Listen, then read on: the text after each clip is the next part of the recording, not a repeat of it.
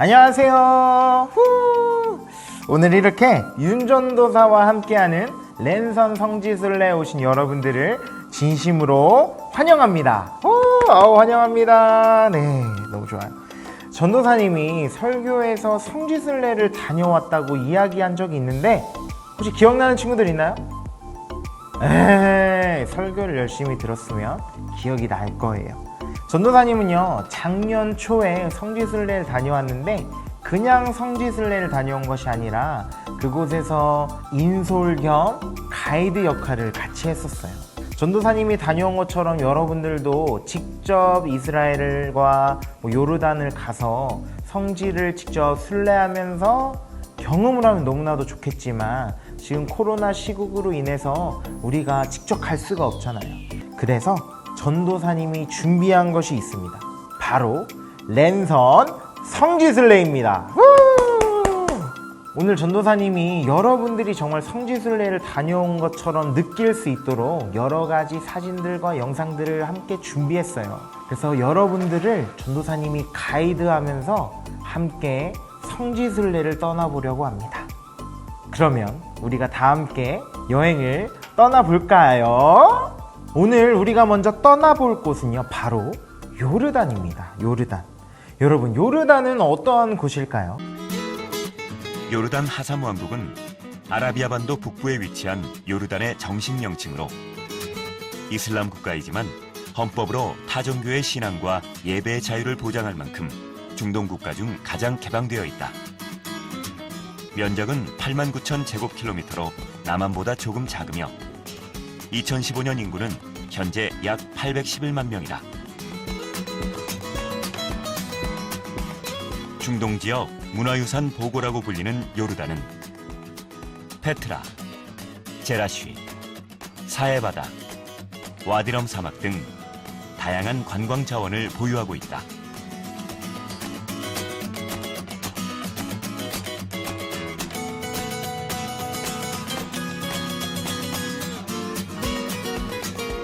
최근에는 이곳 관광지들이 영화와 방송을 통해 전 세계 사람들에게 많이 알려지기 시작했는데 석유가 나지 않는 요르단에서는 관광 사업이 중요한 국가 핵심 산업이다.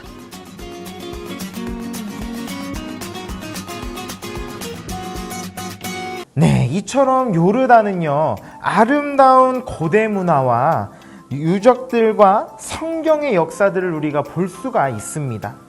그리고 이 요르단은요, 모세와 이스라엘 백성들의 출애굽의 여정을 볼 수 있는, 그 출애굽의 여정 가운데 있는 광야를 볼 수 있는 곳이 바로 요르단이에요.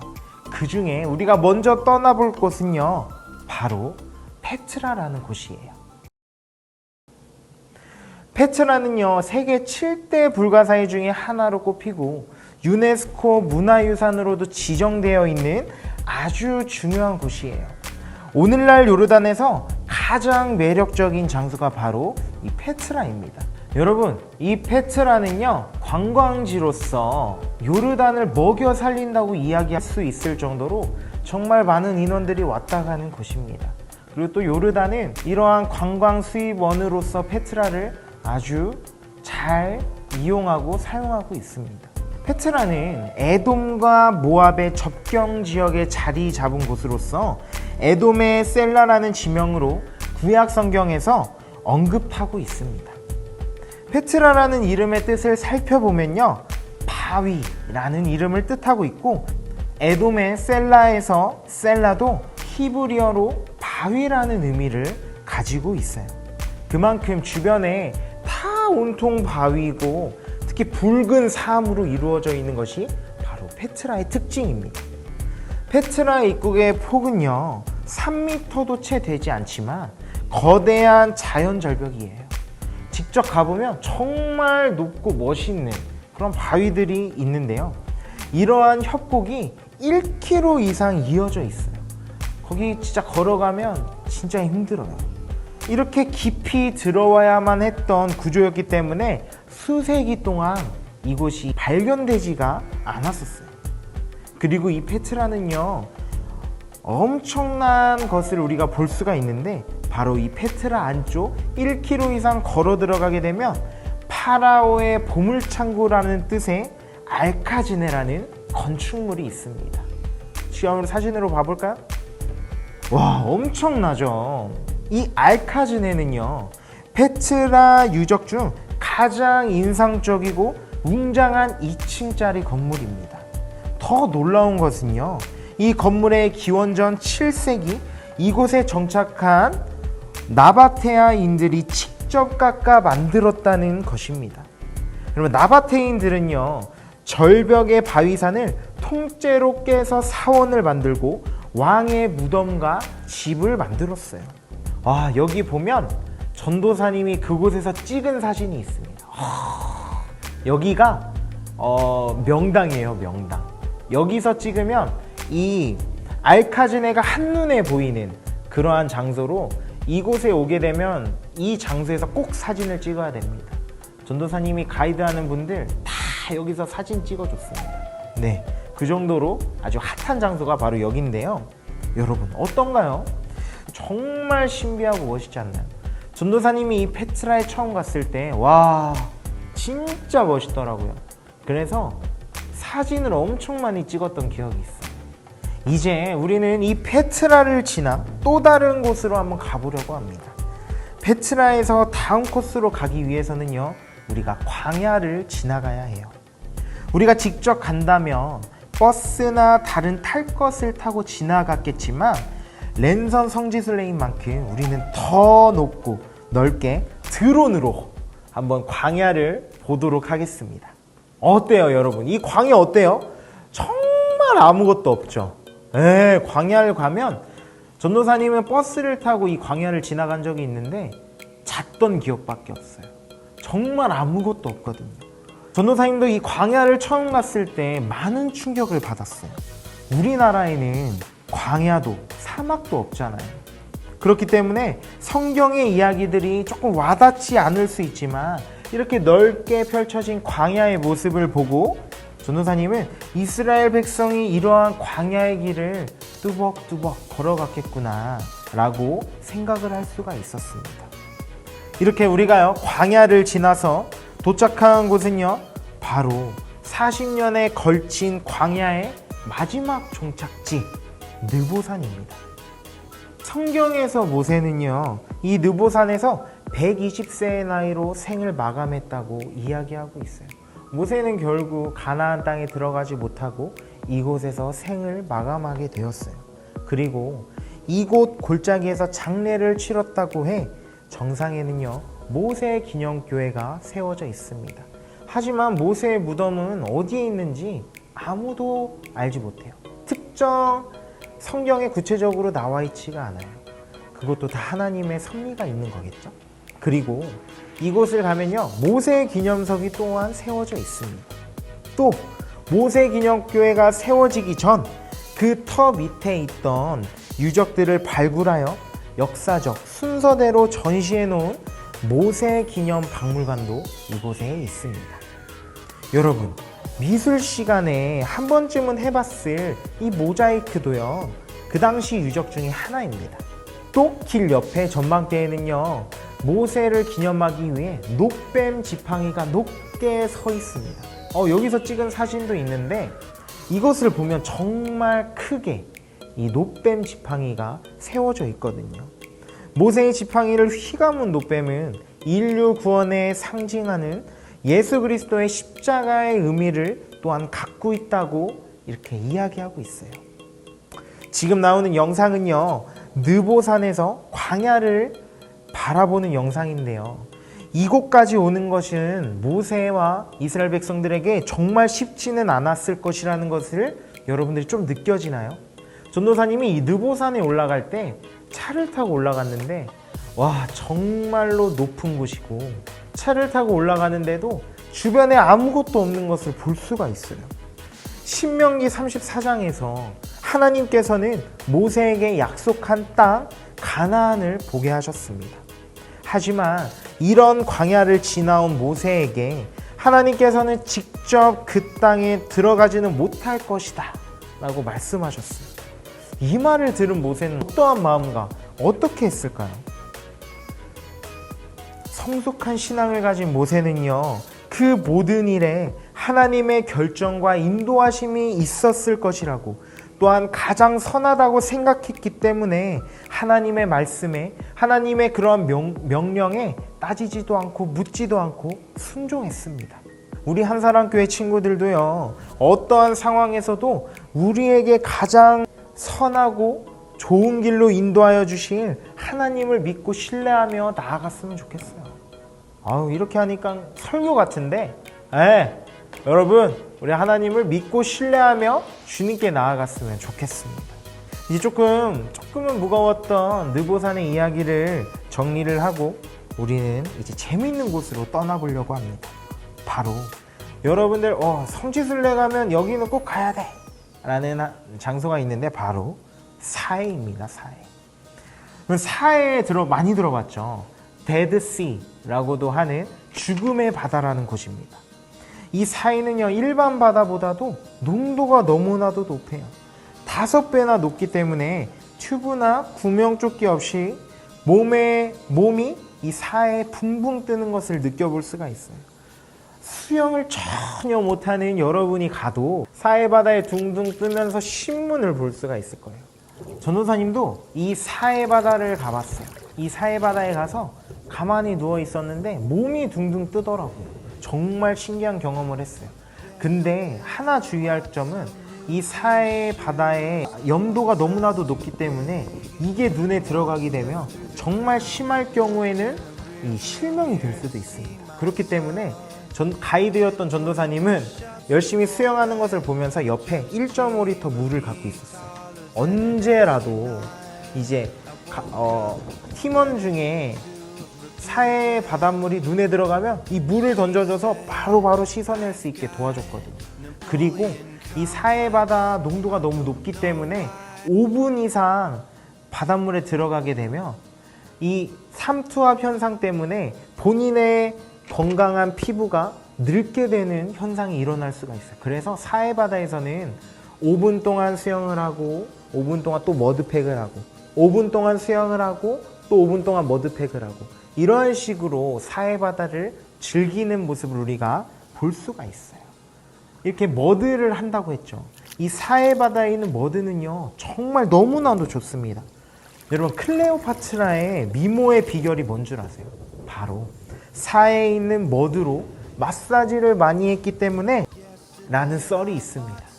이런 썰이 돌 정도로 이 머드에 있는 성분이 미네랄이 풍부하고 너무나도 좋다고 이야기해요. 그래서 머리부터 발끝까지 거기에 가면 사해 머드를 꼭 발라줘야 됩니다. 전도사님 피부 좋은 것도 이 1년 전에 했던 이 머드팩 때문에 전도사님 피부가 좋은 거예요. 네, 어떤가요, 여러분? 친구들도 한 번쯤은 가서 이렇게 바닷물에 둥둥 떠다니면서 이렇게 사해 바다를 체험하고 싶죠. 우리가 코로나가 끝나면 한번 성지순례를 직접 가는 것도 아주 좋은 방법일 것 같습니다. 우리 이제 다른 곳으로 한번 떠나보려고 합니다. 다음으로 갈 것은요, 우리가 이제 요르단을 떠나서 이스라엘로 한번 가보려고 합니다. 여러분, 이스라엘은 어떠한 곳일까요? 아시아와 아프리카 두 대륙을 잇는 요충지에 길게 자리한 이스라엘.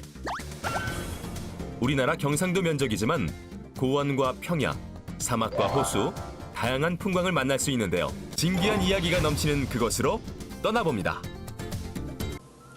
네, 영상에서 보듯이 정말 다양한 풍경들을 볼 수 있는, 그리고 또한 예수님의 발자취가 고스란히 남아있는 곳이 바로 이스라엘이에요. 그래서 많은 사람들이 이스라엘로 성지순례를 오는데요. 우리가 가장 먼저 이스라엘에서 도착할 곳은요, 바로 갈릴리 호수입니다. 여러분, 어떤가요? 갈릴리 호수. 많이 들어봤죠? 갈릴리 호수가에 이런 찬양도 있을 정도로 너무나도 유명한데, 이 갈릴리 호수 생각보다 엄청나게 크죠. 갈릴리 바다라고도 표현하는 사람들이 있어요. 근데 이거는 너무나도 이 갈릴리 호수가 크기 때문에 바다라고 예전에는 이야기했었다고 해요. 하지만 정확한 명칭은 갈릴리 호수. 이 가운데 움푹 들어가 있기 때문에 갈릴리 호수라고 이야기합니다. 이스라엘 북동부에 있는 이 갈릴리 호수는요, 무려 둘레가 약 53km 정도나 돼요. 53km가 어느 정도냐? 여기에서 출발해갖고 수원까지 가는 게 이제 이 갈릴리 호수 둘레라고 볼 수가 있어요. 엄청나게 크죠. 그래서 갈릴리 호수를 자전거 타면서 뭐 일주일 뭐 이렇게 도는 사람들도 되게 엄청 많이 있다고 이야기해요. 그리고 이 면적이요 166km 제곱미터에 달한다고 이야기합니다. 하지만 갈릴리 호수 하면 여러분 누가 먼저 가장 떠오르나요? 전도사님은요, 이 갈릴리 호수라고 이야기를 하면요, 가장 먼저 생각나는 제자가 있습니다. 바로 물고기를 낚던 어부, 다혈질의 성격의 소유자, 바로 베드로가 가장 먼저 생각나더라고요. 지금도 이 갈릴리 호수에서는요, 많은 어부들이 물고기를 잡고 있어요. 그래서 이 갈릴리 호수 근처의 식당에 가면요, 아주 특별한 경험을 할 수가 있는데 바로 베드로 고기를 먹을 수가 있는 거예요. 이 물고기는요, 갈릴리 호수에서 가장 많이 잡히는 물고기 어종이라고 하는데 어떻게 생겼는지 한번 우리가 영상으로 볼까요? 이게 바로 베드로가 먹었다고 추정되는 물고기인데요. 한번 먹어보도록 하겠습니다. 보이시나요? 흰살이 아주 연기 나는 거 봐. 안 비려. 안 비리고 맛있네요. 아우, 안 비리고 아주 맛있다고 이야기하죠. 전도사님도요, 이때 갈릴리에서 이 물고기를 먹어봤는데요, 성경에서 나왔던 이 베드로가 잡던 생선이 바로 이거구나 라고 하면서 열심히 먹었던 기억이 있습니다. 하지만 전도사님은 생선을 별로 안 좋아하거든요. 그럼에도 불구하고 정말 맛있게 먹었던 기억이 있어요. 그리고 이 갈릴리 호수가 바로 누가복음 8장 22절에서 예수님이 폭풍으로 잠재워 오셨던 곳이기도 해요.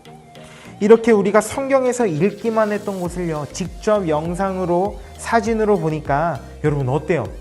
조금 친해지는 것 같죠, 성경이랑. 그리고 이 갈릴리 호수에서 조금만 위쪽으로 올라가면 우리는 또 하나의 성경으로 보았던 곳, 가버나움을 우리가 볼 수가 있어요. 예수님의 주요 사역지죠. 이 가버나움은요, 예수님의 제2의 고향이라고 할 정도로 사역의 중심지가 되는 곳입니다. 그 당시 약 2만 명이 그 주민으로 살았다고 이야기해요. 이 사진을 보면요, 베드로의 집터가 보입니다. 예수님께서 베드로의 집에서 그의 장모를 고쳐주고 백부장의 하인 등등의 수많은 사람들의 병을 고쳐주신 것이 이 가버나움, 베드로 집터인 것이에요. 하지만 그 당시 경제력으로 풍족했던 가버나움 사람들은요, 하나님의 말씀을요, 잘 받아들이지 못했어요. 왜냐? 돈이 많았거든요. 그럼에도 불구하고요, 예수님은 이곳 가버나움 회당에서 수차례의 말씀을 전했습니다. 지금도 이 사진처럼 가버나움 회당은 예수님 시대 이후 지금까지 그 자리에 서 있는 회당입니다. 많은 시간이 흐른 후에도 예수님이 활동하셨던 곳을 볼 수가 있다는 게 여러분 참 신기하지 않나요? 이렇게 계속해서 우리가 예수님의 발자취를 한번 따라가 보려고 합니다. 다음으로 우리가 함께 볼 예수님의 발자취는요, 바로 저는 예수님의 가장 큰 기적 중에 하나가 아닐까, 오병이어의 기적입니다. 바로 보리떡 5개와 물고기 2마리로 5,000명을 먹이신 이 기적, 배고픈 무리들을 위하여 베푸신 그 은혜를 기리며 세워진 곳이 우리가 지금 바로 떠나볼 오병이어 기념교회입니다. 오병이어의 기적은 여러분 너무나도 잘 알고 있을 거예요. 사실 기독교를 다니지 않는 친구들도 오병이어라는 말은 한 번쯤 들어봤을 거예요. 이 교회는요, 오병이어의 기적을 기념하여 갈릴리 호수 근처에 7개의 샘이라는 뜻을 가진 타브가에 세워진 교회입니다. 이 오병이어의 기적교회 마당에는요, 현무암으로 만든 연자맷돌도 우리가 실제로 볼 수가 있어요.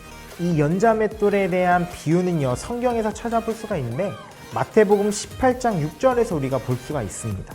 여러분, 남에게 상처 주는 말과 행동을 우리가 좀 조심하라는 예수님의 경고를요, 이 연자맷돌을 통하여 조금 한 번 더 되새길 수 있기를 바랍니다.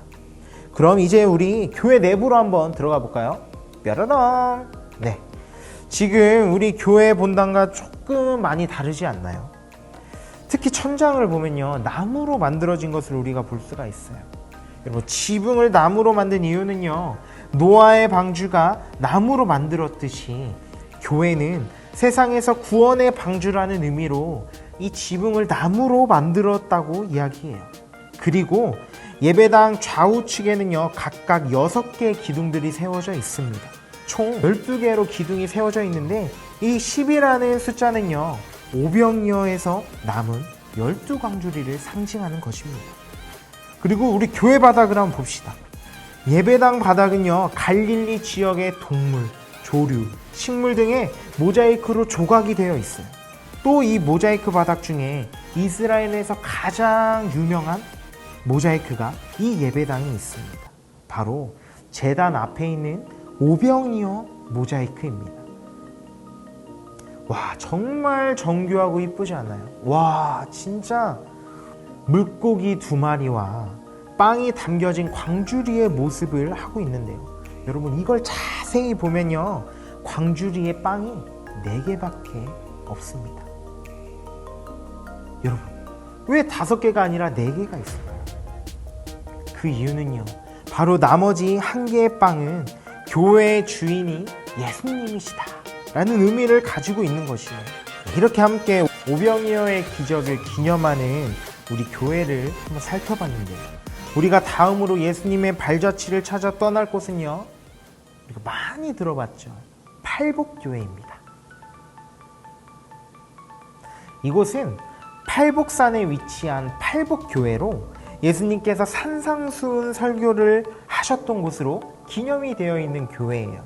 예수님께서 많은 무리들을 데리고 팔복산에 올라 이 팔복을 알려준 그 사건, 예수님께서는요, 갈릴리 산중에서 가장 많은 수많은 군중을 모으신 후에 사람이 가질 수 있는 8가지의 복에 대해서 말씀하셨습니다. 온유한 자, 의에 줄이고 목마른 자, 긍휼히 여기는 자에게 주어지는 복 등등, 예수님의 이 말씀은 기독교 가르침의 백미로 꼽히고 있어요. 예수님께서는 많게는 수천 명이 모이던 군중들에게 갈릴리 호수를 등지고 서서 이들에게 말씀을 전하셨습니다. 그럼 함께 교회를 한번 살펴볼까요? 교회로 가는 길에는 예수님이 설교한 8가지의 복에 대한 문구가 조각되어 있습니다. 그리고 교회 내부로 들어가게 되면요, 가장 먼저 교회의 지붕이 8가지의 복을 상징하는 팔각형으로 되어 있어요. 내부의 8개의 유리창에는요, 라틴어로 팔복의 내용이 하나씩 기록이 되어 있습니다. 참 8개의 복에 대해 여러 가지 상징들이 있죠. 그리고 이곳 팔복교회의 바닥 또한 모자이크로 아주 정교하게 만들어져 있습니다. 참된 그리스도인으로 살아야 하는 자세를 전하신 예수님의 말씀. 팔복은 지금 이 시대를 살아가는 우리 또한 기억하면서 살아가야 해요. 그렇기 때문에 우리 청소년 교회 친구들도 항상 기억하고 가슴에 새기며 살아가길 소망합니다. 이제 우리가 다음으로 가볼 곳은요, 바로 예수님을 뭐라고도 얘기하는데 나사렛 예수라고도 얘기하죠. 우리 나사렛으로 한번 향하도록 하겠습니다. 예수님이 공생애 전까지 사셨던 곳인 나사렛. 이곳은 이스라엘에서 기독교인의 비중이 가장 높은 도시 중에 한 곳입니다. 지금은 기독교인과 유대인, 팔레스타인, 무슬림들이 함께 살아가고 있는 곳이기도 해요. 이스라엘은요, 참 많은 민족들이 다 함께 살아가고 있는 곳입니다. 영상에서 볼 수 있듯이 지금은 많이 발전을 해서 중소도시 정도의 크기로 되어 있어요. 그리고 우리는요, 이제 나사렛의 바로 중심가에 있는 곳을 한번 가보려고 합니다. 바로 수태고지 기념교회입니다. 한번 가볼까요? 수태고지 기념교회, 조금은 어색하죠. 나사렛은 마리아가 천사로부터 예수님의 탄생, 수태를 고지받은 곳입니다. 수태라는 것은 아이가 태어날 것을 고지받았던 것이거든요. 마리아는 당시 낮고 초라한 자신의 집에서 천사로부터 예수님의 수태를 전달받았어요. 그래서 그곳에 세워진 교회가 바로 지금부터 살펴본 수태고지 교회입니다. 이 교회의 건물에는 수태고지라는 이름에 걸맞게 마리아와 천사의 모습이 조각되어 있는 것을 우리가 볼 수가 있는데요. 그리고 이곳에서는 한국의 모습도 찾아볼 수가 있는데 바로 이 모자이크 벽화입니다. 와, 전도사님도 이 벽화를 봤을 때 너무 반가웠어요. 이게 한글이 써져 있는 게 되게 반갑더라고요. 마리아와 예수님이 한복을 입은 것이 너무나도 신기하죠. 이처럼 교회 안의 안뜰에는요, 세계 43개국에서 각 나라의 전통 의상으로 묘사한 마리아와 아기 예수의 모습의 벽화들이 쪼르르르륵 세워져 있습니다. 그리고 아래층에는 마리아의 집터로 알려진 작은 동굴이 있고, 또 2층으로 올라가 보면 이렇게 사진에 보이는 것처럼 예배당이 있고요.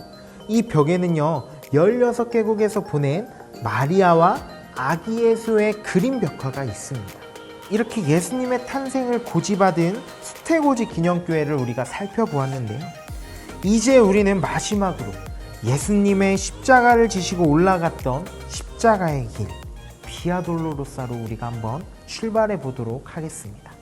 마지막! 로마 군인의 조롱, 희롱과 사람들의 비아냥, 제자들의 배신에도요, 묵묵히 자신의 길을 걸으셨던 길, 십자가를 지고 걸어가신 이 길은 14세기부터 수도사들에 의해서 재현이 되고 있습니다. 그것은 바로 비아 돌로로사라고 이야기하는데요. 여러분, 이 비아 돌로로사라는 것은 십자가를 지신 예수님의 골고다 언덕을 오르고 못 박혀 죽으신 곳까지 이어져 있습니다. 십자가의 길은 예수님이 고난받으셨던 길을 따라 총 14개의 지점으로 이어져 있어요. 우리 죄를 위해 걸으신 이 십자가의 길은요, 총 1.6km로 이어져 있습니다. 그 길을 우리가 지금 함께 걸어가 볼까요? 먼저 예수님께서 1처에서 사형 선고를 받으시고 2처에서 십자가를 지십니다. 길을 걷다 보면 예수님이 십자가를 지고 가시다가 처음 쓰러진 곳, 그곳이 바로 3처.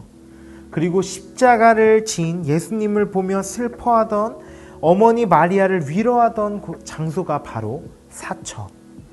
그리고 우리 모두의 죄를 짊어지신 예수님, 그 무거운 짐을 지고 오르셨던 예수님은 이곳에서 손을 짚고 잠시 숨을 고르셨습니다. 지금 거기 보면 예수님의 손자국이 보이죠. 예수님께서 진 십자가의 무게는요, 여러분, 가볍지가 않았어요. 하지만 그런 십자가를 지고 걷는 그 가운데에서도요, 예수님은 사람을 보듬어 주셨습니다. 그 외에도요, 14가지의 십자가의 길, 비아 돌로로사를 우리가 볼 수가 있어요.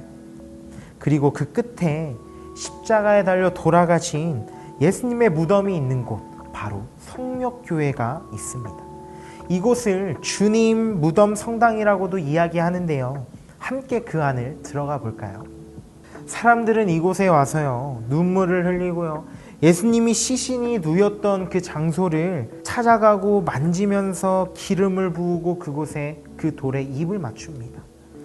그 누구도 감히 걸을 수 없었던 길, 예수님은요, 자신의 희생으로 우리를 살리고자 하셨고요, 또한 하나님의 말씀에 순종하셨고, 고난의 길, 그 고난의 길은요, 바로 생명의 길로 바뀌게 된 것이에요.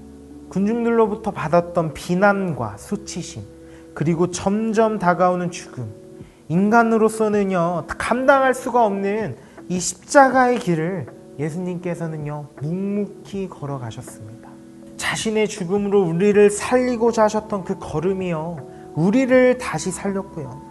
그로 인해 오늘도 우리는 이 땅에서 하나님의 축복을 받으며 살아갈 수가 있게 되는 것이에요.